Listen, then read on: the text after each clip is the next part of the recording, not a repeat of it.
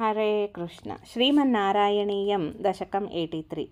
रामेऽथ गोकुलगते प्रमदा प्रसक्ते हूतानुपेत यमुनादमने मदान्धे स्वैरं समारमतिसेवकवादमूढो दूतं न्ययुङ्क्त तव पौण्ड्रकवासुदेवः नारायणोऽहमवतीर्ण इहास्मि भूमौ धत्से किल त्वमपि मामकलक्षणानि उत्सृज्यतानि शरणं व्रजमामिति त्वां दूतो जगाद सकलैर्हसितः सभायां दूते धया तवति यादव सैनिकस्त्वं यातो ददर्शि तव किल पौण्ड्रकीयं तापेन वक्षसि कृताङ्कमनल्पमूल्य श्रीकौस्तुभं मकरकुण्डलपीतचेलं कालाय संनिज सुदर्शनमस्यतोऽस्य कालानलोत्करकिरेण सुदर्शनेन शीर्षं च कर्तितममर्दितः चास्य सेनां तन्मित्रकाशिपशिरोऽपि च कर्धकाश्यां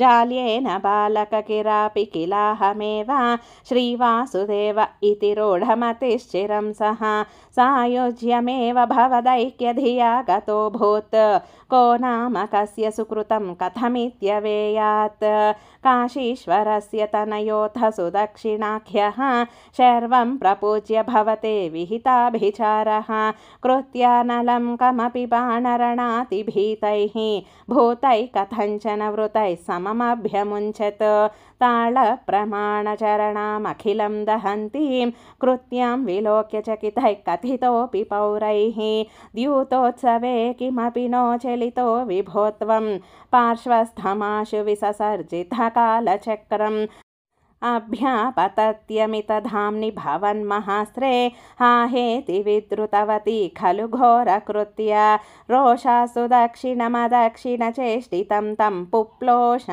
चक्रमपि काशीपुरीमधाक्षीत् स खलु विविधो रक्षो घाते कृतोपकृतिः पुरा तव तु कलया मृत्युं प्राप्तुं तदा खलतां गतः नरकसचिवो देशक्लेशं सृजन्नगरान्तिके झटिति हलिना युध्यन्नद्धापपाततलाहतः साम्बं कौरव्यपुत्री हरणनियमितं सान्त्वनार्थी कुरूणां यातस्तद्वाक्यरोषो धृतकरिनगरो मोचयामास रामः ते घात्याः पाण्डवेयैरिति यदुपृतनां नामुचस्त्वं तदानीं तं त्वं दुर्बोधलीलं पवनपुरपते तापशान्त्यै निषेवे।